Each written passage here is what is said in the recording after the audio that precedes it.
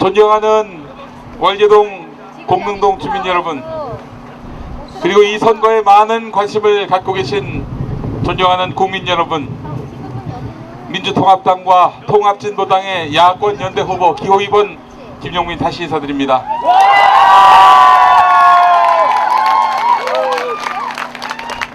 먼저 이 기회를 빌어서 말씀드립니다. 저는 모든 것을 내놓았습니다. 위대한 국민 여러분의 지혜로운 심판만 기다릴 뿐입니다. 여러분께 여쭙겠습니다. 이번 선거는 누구를 심판하는 선거입니까? 이명박! 박근혜! 접니까? 아니요! 이명박입니까? 네! 이번 선거가 김용민을 심판하는 선거라면 차라리 좋겠습니다. 저를 심판해서 대한민국 국민 여러분의 안고 계시는 많은 문제가 해결된다면 저는 저 스스로를 기꺼이 심판의 제물로 내놓겠습니다. 하지만 이 선거는 그런 선거가 아니지 않습니까? 맞습니다! 이번 선거는 이명박 정권을 심판하는 선거입니다.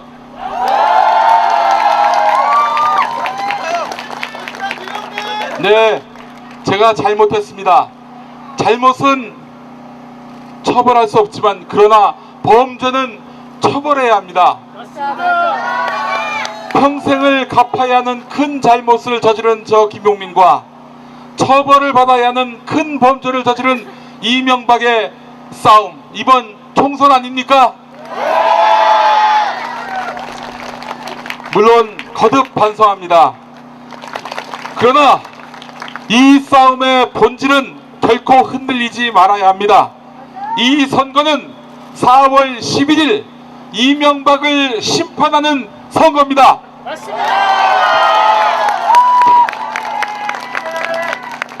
이제 오늘 오신 분들이 궁금하게 생각하시는 청춘선 프로젝트에 대해서 설명드리겠습니다.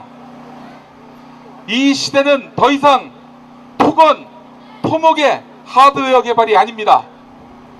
구청의 호랑이를 전시하고 문화라고 속이는 관료주의적인 문화 마케팅의 시대도 아닙니다. 진심으로 공감하는 문화의 시대입니다.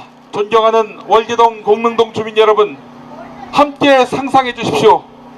성북역에서 서울 시계 구간까지 36대 부근까지 총 6.3km, 폭 11m에서 80m 화랑 잔디 구장을 포함해서 면적 28만 평방미터에 이르는 지역을 예술가가 자신의 예술품을 전시하고 인디 뮤지션이 자유롭게 소규모 공연을 하는 예술가의 거리로 만들겠습니다.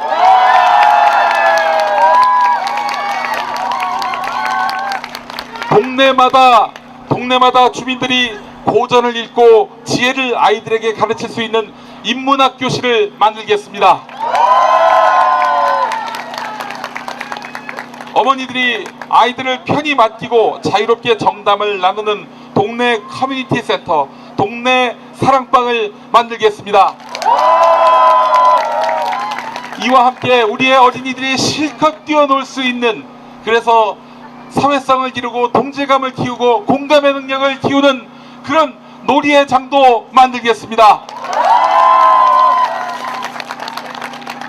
원래 살던 주민들 절대 내쫓지 않겠습니다.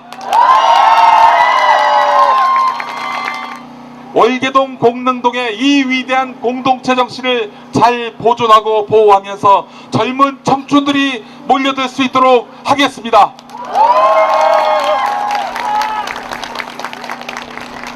좋은 문화적 일자리가 늘어납니다. 더 이상 배드타운 노원이 아닙니다. 재미있고 유쾌한 일자리를 찾아서 젊은이들이 몰려들고 청춘의 활기가 넘치는 공간이 될 것입니다. 머물고 싶고 살고 싶고 아기를 낳고 그 아기가 커서 또 우리 동네를 자랑스러워하면서 계속해서 3대 4대가 사는 지속적인 젊은 마을이 될 것입니다. 그럼 이제 이런 질문을 하실 겁니다. 어떻게 그걸 해내겠냐고, 예산은 어떻게 확보할 것이냐고요. 저는 창조적 열정으로 문제를 해결할 수 있는 사람입니다. 창조적 열정으로 가능합니다.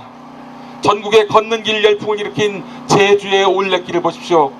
한 중년 여성의 열정으로 시작되었습니다. 지금 올레길은 제주도를 대표하는 관광지가 되었습니다. 돈이 아닌 열정으로 이뤄낸 쾌거입니다. 철도 부지의 주 소유자인 코레일과도 문화적인 해법으로 협의하겠습니다. 코레일의 승부수는 문화 콘텐츠 강화입니다.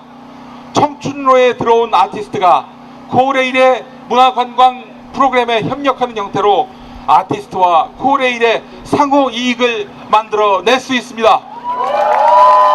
김성환 구청장, 박원순 시장과 소통이 가능한 후보 누굽니까? 그렇습니다. 민주당 지방자치단체장들과 가슴을 열어놓고 대화하면서 이 사업을 원활하게 효율적으로 추진하겠습니다. 월계동 공릉동 주민 여러분, 저 김용민이 하겠습니다. 존경하는 주민 여러분에게 희망과 미래를 보여드리겠습니다. 저는 문화기획자입니다.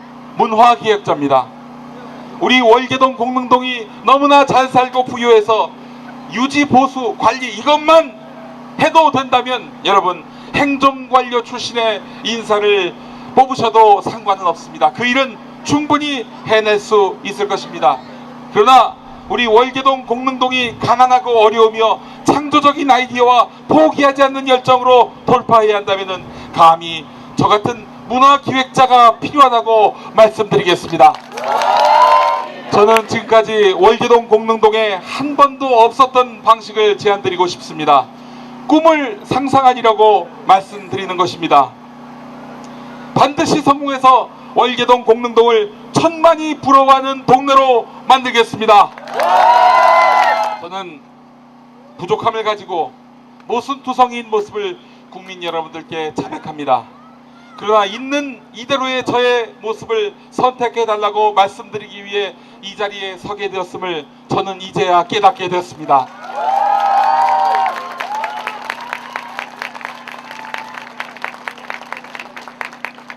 새누리당과 박근혜 위원장은 자신들이 완벽하다는 투로 이야기하고 행동합니다. 그러나 생각해봅시다. 완벽하고 잘난 사람들은 국민들과 연합할 이유가 없습니다. 국민의 편에 설 리가 없습니다. 이명박이 지난 5년 동안 그랬던 것처럼 이름만 살짝 바꾼 새누리당은 자신들만의 권력을 마음껏 누릴 뿐입니다.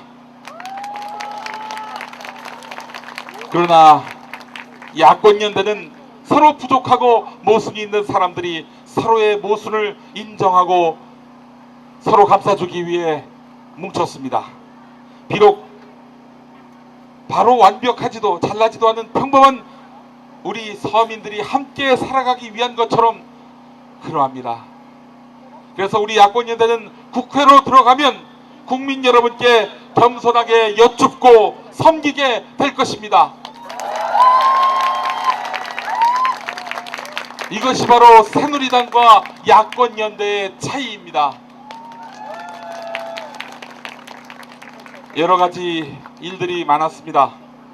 저 많이 반성하고 있습니다.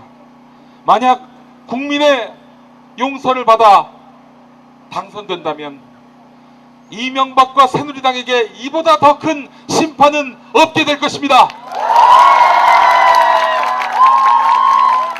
정권과 수구 족벌 언론이 총동원돼서 단죄하던 김용민이 국회에서 그들의 죄를 당당하게 단죄하는 것을 상상해 보십시오.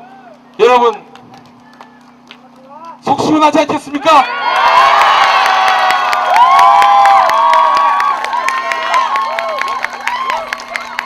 하지만 이제 그 판단의 몫은 제 것이 아닙니다. 제가 부족하면 저도 이명박과 함께 심판해 주십시오. 그러나 야권연대의 다른 후보들은 죄가 없습니다. 현명하고 하늘같은 국민 여러분, 저는 오직 이 말씀을 드리기 위해 마지막까지 견디고 버텼습니다. 지혜로운 국민 여러분, 여러분을 믿습니다. 어리석고 부족한 저와 다른 죄 없는 야권 후보들은 분리해서 판단해 주십시오. 저를 위해서가 아니라 국민 여러분을 위해서, 우리 아이들의 미래를 위해서 제발 부탁드립니다. 이명박을 또다시 선택하지 말아 주십시오.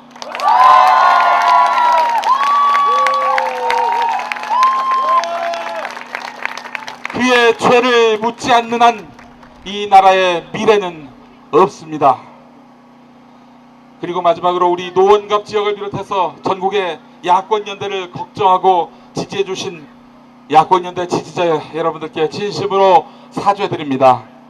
특히 노원갑의 민주통합당과 통합진보당의 당원과 지지자분들은 이번 사태에 아무런 잘못이 없습니다. 이분들께서는 저를 기꺼이 받아들이고 안아주셨습니다.